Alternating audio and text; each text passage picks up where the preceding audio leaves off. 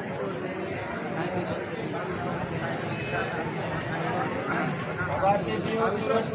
हिननि खे असां 100% जेको आहे सो हिन मामले में एक्सेप्ट कयूं था, साथ में हर तरह सां तयारु आहियूं। वजह हुनजी छा आहे त इहे बुनियादी मसइलो,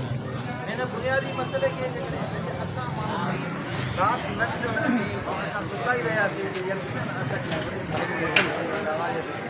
चारों तरफ़ असां जेकॾहिं ॾिसूं त असां घिरजी विया आहियूं। मारीकोट हिकिड़ो बहितरीन एरिया थी वियो आहे ऐं उनखे बचाइण लाइ हिननि दोस्तनि खे साथ ॾियणु घुरिजे। बुनियादी शइ आहे, बुनियादी शइ जे हक़ जे लाइ असां हिकिड़ी जेको आहे सो मीटिंग कॉल कई, हुन में असांखे MPA इहे चवनि पिया त असांखे ज़मीन ॾियो त असां तव्हांखे कॉलेज ॾियो, असांखे तव्हां जेको आहे सो ज़मीन ॾियो त असां तव्हांखे कम्यूनिटी सेंटर। हाणे जॾहिं ज़मीन आहे मौजूदु ऐं असां चऊं था त बाबा इहा ज़मीन हाणे असांखे ॾियो त महिरबानी कयो न असांजे मथां। हिन में कहिड़ो अहिड़ो सुवालु आहे जेको तव्हां जेको आहे सो असांजे लाइ रुकावट कंदा आहियो। लिहाज़ा इहो ज़रूरी मसइलो आहे, हिन मसइले खे बिल्कुलु टॉप एंड करिणो पवंदो ऐं हिननि दोस्तनि खे साथ ॾियणो पवंदो ऐं ख़ासि तौर ते एजुकेशन मसइले खे डिसीजन असां साईं वारनि सां बिल्कुलु हर लिहाज़ सां मां वारी साथ ॾियण लाइ तयारु आहियूं। तव्हां ॿाहिरि निकिरी बुनियादी तौर ते हिननि दोस्तनि सां गॾु रहो, ॻाल्हि रहो, उन फाइनेंशियल सपोर्ट जी ज़रूरत उन लाइ गुज़ारिश कंदुसि एडवोकेट फयाज़ अली पठान साहब खे त तव्हां सां ख़्यालनि जो इज़हार कनि।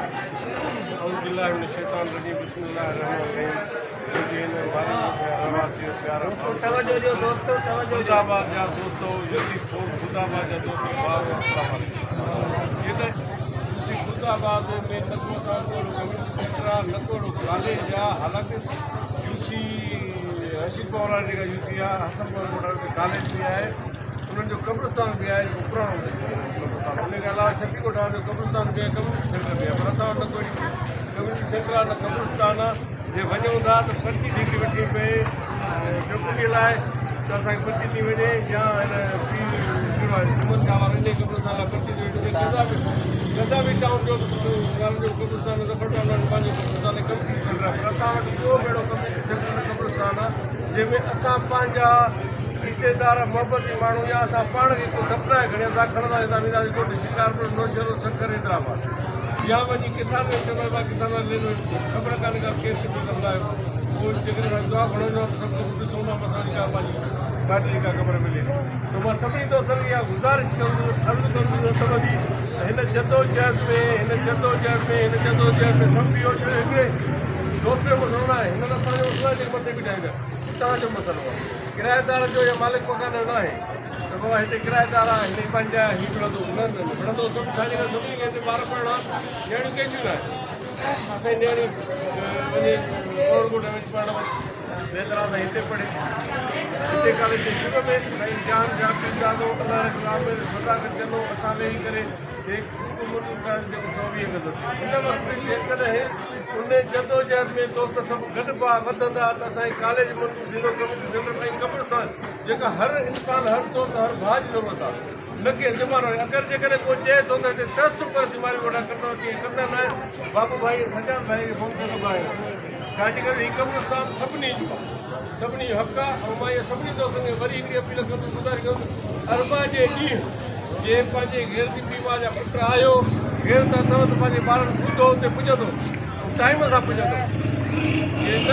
त चवंदासीं त भाड़ी जो पुट आहे, हिन धके असांजो बांग्लादेश चङो आहे, उहे स्टूडेंट विढ़ी करे ॻोल्हनि कयूं छा असां पंहिंजी कब्रिस्तान था वठी सघूं। हिन लाइ हिक ॿिए खे मिंटू कंदासीं, होटल मां माण्हू कढंदासीं, होटल ते वेहण लाइ 3 कलाक आहिनि, हिते हण लाइ कलाकु बि कोन्हे को, छाजे करे तव्हांजे ॿारनि जो मुस्तक़बिल न आहे। या तव्हां वटि एतिरा पैसा घणा त के प्राइवेट स्कूल में पढ़ाईंदो, हिते तव्हां मज़दूरी कंदो प्राइवेट स्कूल में, हिते कॉलेज असांजो भलो थिए जेको असांजो सभिनी खां बहितरीन का स्कूल थो हले, सभिनी खां बहितरीन। जॾहिं खां हिते ठहियो आहे स्कूल, असांजे स्कूल जहिड़ी पढ़ाई कंहिंजी बि कान्हे। महिरबानी करे मां सभिनी खां गुज़ारिश थो कयां त ज़मीन हीअ जेका DC पंहिंजे नाले अलाट हुजे त 95 में कराई, हिकु चालान ॿीहर हलो, उन खां पोइ ॿियो चालान न ॿीहर वियो आहे, जेका असांखे ख़बर आहे उहे चालान हींअर जेकॾहिं ॿीहर मां रुकेश इहा कंदो सभु दोस्त मिली करे 12 बजे त हिते 11 बजे सभु सॼी अहमदाबाद हर पंचायत में ऐलान भी करें सबने एजाज बाग इरशाद साहब के लियाकत के अल्लाह रखे के रहमान करने के अली गुलो के सब जगह तो रह गया रशीद साहब के ऐलान करें